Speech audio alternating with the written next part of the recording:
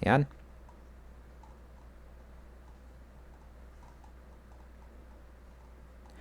Uh, Talaga bang nagsisimula pa lang ang malaking galaw ni XRP? Ngayong linggo ay mainit po na pinag-uusapan si XRP matapos ang kanyang breakout mula sa matagal na consolidation pattern. Ayon po sa market strategist na si Steph Crypto, ang breakout na ito ay hindi lang basta short-term pump. Sa halip ito raw ay simula pa lang ng mas malaking paggalaw pataas. Kaya tingnan po natin kung bakit maraming traders at investors ang naniniwala na ito ay umpisa pa lamang ng mas mahabang rally para kay XRP. Ayan, ano nga ba ang ipinakita ng chart na pattern ni XRP? Ayan po, ang ibinahaging chart ni Steph Crypto dito. This XRP breakout has only just started. Ayan. Ipinakita po rito ni Steph Crypto ang isang snapshot mula po sa TradingView na nagpapakita ng dalawang descending channels. Sa mga channel na ito, si XRP po ay gumagawa ng mas mababang highs at mas mababang lows. Tanda po ito ng consolidation or pag-ipon po ng energy ng market.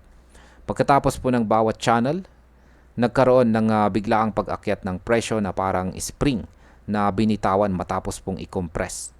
Sa pinakahuling galaw, si XRP po ay tuluyang nakalabas sa itaas ng pangalawang channel. Sinyalis po na tapos na ang consolidation at handa na po ang presyo para sa mas mataas na level. Ito ang dahilan kung bakit sinasabi ng strategist na nagsisimula pa lamang ang breakout. Kaya sa market impact, ang ganito pong klase ng pattern ay kadalasang nagpapakita ng continuation move. Ibig sabihin ay may posibilidad po na magtutuloy-tuloy ang pag-akyat ng presyo lalo na kung may kasamang malakas na volume. Ito ay pwede pong maghatid ng mas maraming traders na sasakay sa rally. Paano naman po pinapatibay ng trading volume ang breakout? Hindi lahat ng breakout ay totoo, kaya mahalaga po ang confirmation mula sa trading volume. Sa kaso po ni XRP, ang daily trading volume ay biglang tumaas kasabay po ng paglabas niya sa critical resistance level na $3. Kapag mataas po ang volume sa isang breakout, ibig sabihin ay hindi lamang short-term speculators ang nagtitrade, kundi totoong buyers na may conviction. Nakita rin ng mga analyst na ang dating midline ng channel ay nagsisilbing bagong support. Kaya mas mababa po ang chance na bumagsak agad pabalik ang presyo.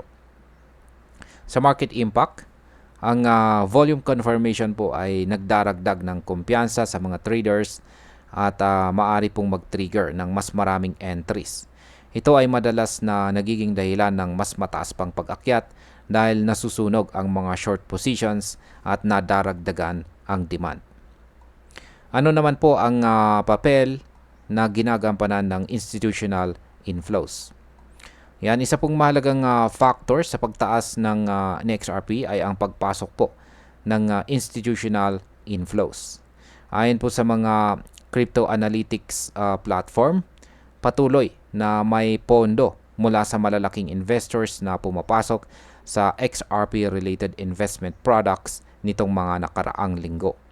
Kapag ang mga malalaking players ay bumibili habang ang presyo ay nasa consolidation phase, karaniwan po itong nagre-resulta sa sustained rally. Hindi po sila pumapasok para lang para lamang po sa mabilisang kita, kundi para po sa pangmatagalang exposure. Sa market impact, ang institutional inflows ay nagbibigay po ng matibay na suporta sa presyo at kadalasang nagsisilbing signal para sa retail traders na sumunod. Ito ay nagiging catalyst para sa mas malakas na momentum at maaari pong itulak ang presyo lampas sa mga resistance levels. Ano naman po ang epekto ng macro environment kay XRP? Ang rally ni XRP ay hindi po nangyayari ng mag-isa. Ang buong crypto market ay nasa bullish phase ngayon. Kasama po si Bitcoin at iba pang major coins na tumataas din ang kanilang presyo. Dagdag pa rito, may mas gumaganda po ang global liquidity at maraming investors ang bumabalik sa risk assets gaya po ng crypto. Kapag positibo po ang market sentiment sa kabuuan, mas lumalakas po ang suporta para sa mga altcoins tulad ni XRP.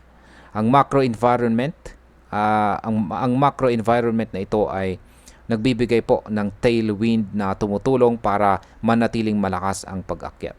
Kaya sa market impact, ang ganito pong market conditions ay posibleng magpabaha sa rally ni XRP at makapagbigay ng mas matagal na bullish cycle. Ito ay nagdadala ng mas maraming bagong investors na naghahanap po ng susunod na malaking galaw sa market. Ano naman ang mga target price at risk considerations? Base po sa technical analysis, ang measured move projection mula po sa itaas ng breakout channel ay nagpapakita ng initial target sa mid $3 range. Ang ibang analyst naman ay mas bullish at nakikita po ang posibilidad na lumampas pa sa price level na yan kung magpapatuloy po ang momentum. Gayunpaman, mahalaga pa rin po na bantayan natin ang risk. Kapag nag-close po ang presyo sa ibaba ng dating resistance o biglang bumaba po ang volume, maaring sinyalis ito ng paghina ng trend. Kailangan po ng mga traders na bantayan ang key support zones para maprotektahan po ang kanilang kapital. Sa market impact, kapag naabot po ang target levels at nanatiling malakas ang volume, posibleng magkaroon po ng bagong wave ng FOMO buying. Ngunit kung bumagsak po ang presyo pabalik sa dating support, maaari pong magkaroon ng short-term correction bago muling sumubok umakyat. Ngayon, ang opinion ko naman tungkol dito ay ang breakout na ito ng XRP ay may potensyal na magdala ng mas malaki pang pag-akyat lalo na kung mananatili ang malakas na volume at institutional inflows. Ang macro environment ay nasa panig po niya ngayon at kung patuloy po ang pagtaas ng Bitcoin at iba pang mga major cryptocurrencies, malaki po ang chance na sumunod si XRP. Gayunpaman, dapat pa rin po tayo maging maingat bilang mga traders at investors at bantayan po natin ang mga key support levels. Ang breakout po ay mukhang totoo pero laging may posibilidad ng pullback lalo na kung humina ang market activity.